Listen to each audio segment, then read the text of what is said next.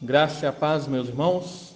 Eu convido você a abrir a sua Bíblia no livro dos Colossenses, na carta de Paulo aos Colossenses, no capítulo 1, no versículo 24, que nos diz assim: Agora me regozijo nos meus sofrimentos por vós e preencho o que resta das aflições de Cristo na minha carne, a favor do seu corpo, que é a igreja.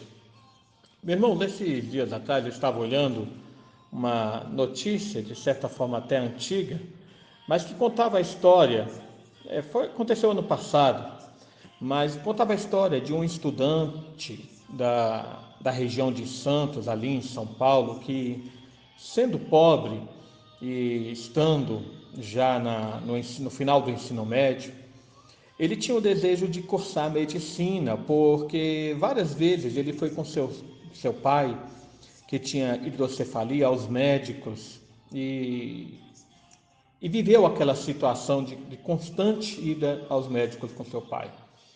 Mas ele, sendo pobre, ele, portanto, não tinha como bancar, não tinha pais que bancassem os seus estudos, mandando para a faculdade.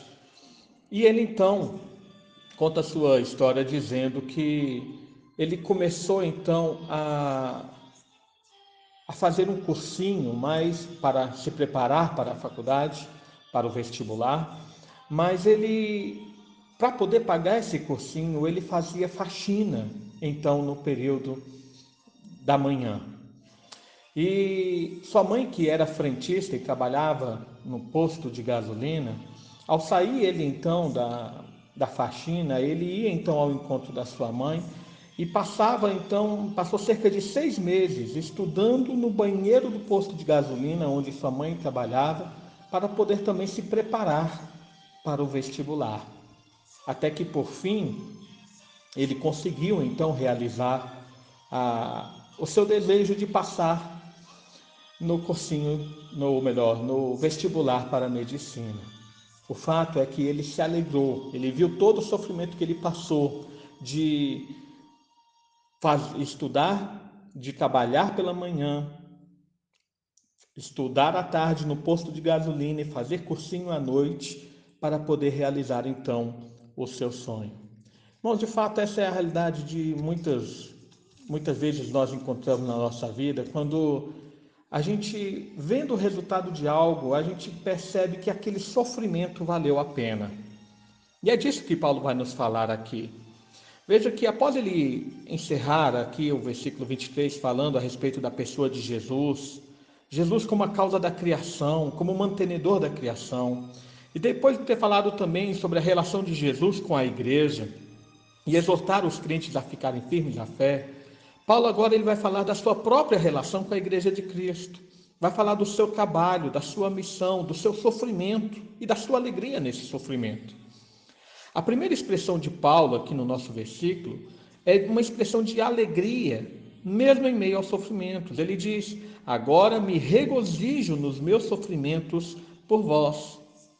Nós já meditamos outras vezes sobre isso, sobre como nós podemos nos alegrar apesar das circunstâncias ruins, né? Principalmente quando nós analisamos aquilo que Deus está fazendo em nós. Já meditamos, baseado também em 2 Coríntios, capítulo 12, de 7 a 10, no qual Paulo ele fala da sua experiência própria, daquele espinho na carne que ele rogou a Deus que tirasse por 3 vezes, e Deus falou que não tiraria, porque o seu poder o aperfeiçoaria na fraqueza, e Paulo então fala que daquela forma ele se alegraria no sofrimento para que o poder de Cristo repousasse nele. Mas veja que o que Paulo expressa aqui agora não é de uma alegria pelo resultado nele, mas é de uma alegria cujo motivo, o resultado está em outro. Ele fala que ele se regozija no sofrimento por vós, em favor dos crentes ali de Colossos. Aqui, irmãos, convém lembrar algumas coisas. A situação de Paulo naquele momento é que ele estava preso por causa do Evangelho. Em Atos capítulo 21, versículo 27 em diante, nós vemos toda essa circunstância da prisão de Paulo motivada pela inveja dos líderes judaicos. Uma outra situação é que ele não conhecia pessoalmente aqueles irmãos da igreja de Colossos. Então pode ficar a pergunta: como ele podia expressar essas palavras? Como ele podia dizer que está alegre no sofrimento, e principalmente por um povo que ele não conhecia? Irmãos, com certeza o que estava na mente de Paulo foi a palavra que ele recebeu quando foi convertido a Cristo. Ele recebeu, naquele momento, uma nova vida, mas também uma nova missão. Antes, ele perseguia as igrejas e agora ele se tornou um perseguido por trabalhar em favor da igreja de Cristo. Em Atos, capítulo 9, versículo 16, Jesus diz a Ananias que mostraria a Paulo o quanto importa sofrer pelo seu nome.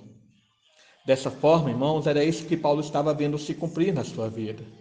Apesar das circunstâncias, apesar das consequências pessoais não serem boas, é bom demais saber que tudo aquilo está no controle de Deus e também tem um objetivo, que era o benefício da igreja.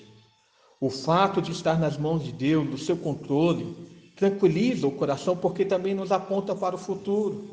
Se aquela circunstância estava nas mãos de Deus, porque era o cumprimento do que o Senhor Jesus havia dito, aquilo que Jesus prometeu quanto ao futuro também haveria de se cumprir.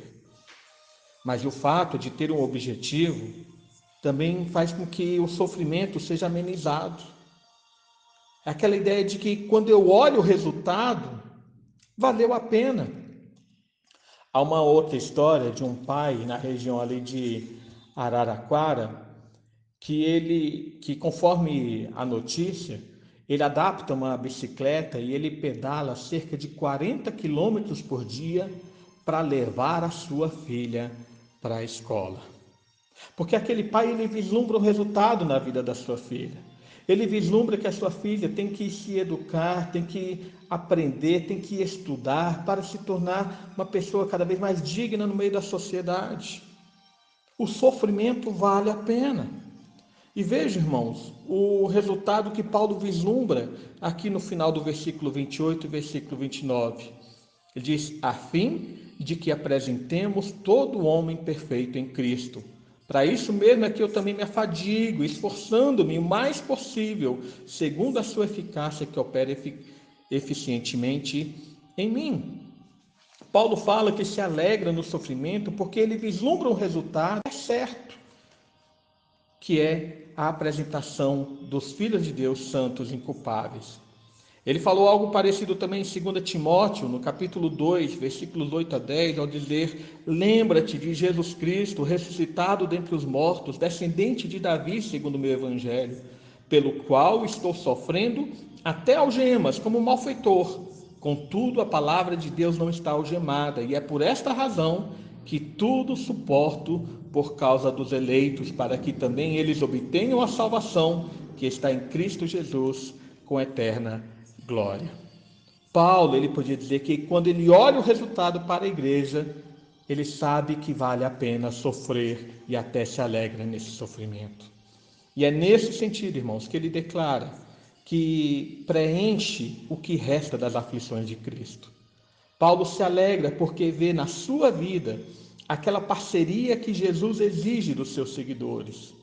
Se você lembrar, Lucas capítulo 9, versículo 23, versículo 24, o Senhor Jesus diz: se alguém quer vir após mim, a si mesmo se negue, dia a dia tome a sua cruz e siga-me, pois quem quiser salvar a sua vida, perdê-la-á, e quem perder a sua vida por minha causa, esse a salvará.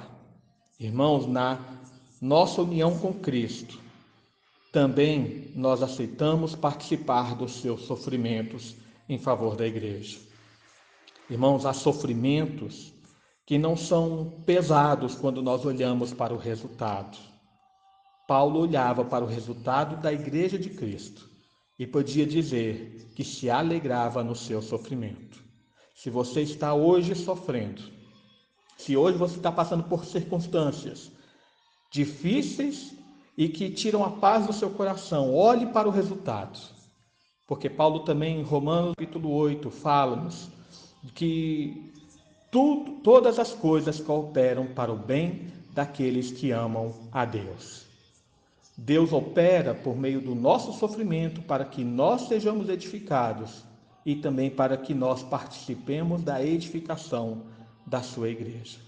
Que Ele nos abençoe. Oremos. Pai amado, mais uma vez nós nos colocamos diante de Ti. Agradecemos por Tua obra na nossa vida, pelo Teu amor para conosco, por Tua graça sobre nós. E pedimos, Senhor, que derrames sobre nós mais e mais da Tua misericórdia. Vivifica-nos, edifica-nos, transforma-nos, dá-nos alegria no meio dos sofrimentos, para que, vislumbrando a Tua obra em nós, possamos ver que os resultados do Senhor na nossa vida e no meio da sua igreja realmente valem a pena. Dá-nos a alegria mesmo diante das circunstâncias ruins. Dá-nos alegria e gozo no coração, Senhor, por ver o Teu poder operando em nós e através de nós também. Tudo isso, ó Pai, nós clamamos para que sejamos feitos à imagem do Teu Filho Jesus, que morreu também ali na cruz por nós. E é em nome dele que nós oramos. Amém. Amém.